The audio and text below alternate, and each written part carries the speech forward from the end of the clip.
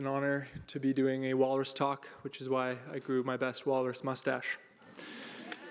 Good evening. My name is Jake Stika. I use he, him pronouns, and I'm the executive director and co-founder of Next Gen Men. We're a nonprofit organization focused on building better men through youth and peer engagement, education, and empowerment. With a background like that, you're probably expecting me to spend the next 7 minutes talking about how men can be allies in the fight against gender-based violence. Not quite. Absolutely, the engagement of men and boys is crucial to ending violence and advancing equity for girls, women, and gender-diverse peoples. But being an ally doesn't capture the role we need to play to move forward. To help illustrate our approach, let me share a quote from renowned Black feminist Bell Hooks in her book, The Will to Change, when she wrote, "The first act of violence that patriarchy demands of males is not violence toward women. Instead, patriarchy demands of all males that they engage in acts of psychic self-mutilation, that they kill off the emotional parts of themselves. If an individual is not successful in emotionally crippling himself, he can count on patriarchal men to enact rituals of power that will assault his self-esteem." I love this quote. What I take from it is that men are not male allies. Men are not adjacent to the issue. Men are in the thick of it. Men have experienced gender-based violence their whole lives. Every inadequate performance of masculinity resulting in a paper cut of patriarchy in the form of man up. Boys don't cry. That's so gay. You throw like a girl. Attacks on our sense of self, our sense of safety, our sense of belonging and worth as we are. This leads to statistics that show men are not only the primary perpetrators of violence, but aside from gender-based violence, as defined across genders, we are more likely to be victims of all other forms of violence at the hands of other men. At this point, I think we can say a couple of things with certainty. Everyone in this room wants to end gender-based violence. And anyone engaging in violence is likely not fine and has not been fine for a while. As I see it, to end gender-based violence, we need to start where it begins.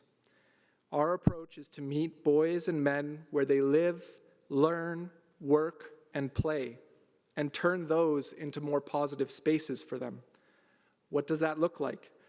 It looks like starting a Discord server for teenage boys during the height of the pandemic to stay connected that not only hosts Minecraft missions and Dungeons and Dragons dynasties, but creates space for open and honest reflections on what it means to mature from a boy into a man in 2023.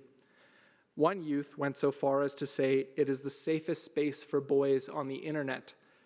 Safe, boys, internet. Those are 3 words rarely heard in one sentence.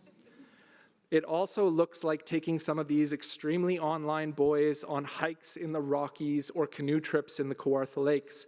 Perhaps bear country and portages are not as safe as the Discord server, but imagine becoming a man through challenge by choice and the spirit of collaboration, courage, and connection with a whole group of other boys. This work also looks like running a book, that is BOOK, Beyond Our Own Knowledge, club, for over 650 men in male-dominant industries over the past 3 years, reading works from authors outside the dominant narratives of white, straight, cisgender males in the business world. It also looks like meeting men where they're at, literally in the refineries of Alberta and the mining sites of BC, translating lofty DEI goals of anti-oppression and intersectionality from office towers into relatable goals in the field like safety and belonging, answering what's in it for me when presented with apathy or agitation. This work looks like creating decks of cards to spark conversation about changing the meaning of masculinity for when we're too scared or nervous to start from scratch. Just shuffle the deck and a transformative talk awaits you. I could keep going, but what I hope you walk away with is that we do not need more programs for problems that treat boys and men solely as perpetrators. There exists a male-positive, pro-feminist possibility in engaging boys and men for their own liberation from patriarchy. Phil Christman wrote in a piece titled, "What is it like to be a man?" To put it simply, every social encounter between men is potentially a fistfight. You learn this in elementary school and never forget it. If we're serious about the prevention of gender-based violence, I hope we can be serious in preventing the first act of violence that patriarchy demands of boys, and help men heal from the papercuts of patriarchy they've sustained. The fact that we are experiencing changes in how we see, act, and think about masculinity from generation to generation gives me hope that we are building a future where boys and men feel less pain and cause less harm. Thank you.